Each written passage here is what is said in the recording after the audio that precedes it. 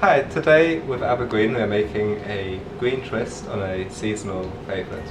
We have some squash, which is both local and seasonal, and is nice because it didn't come packaged.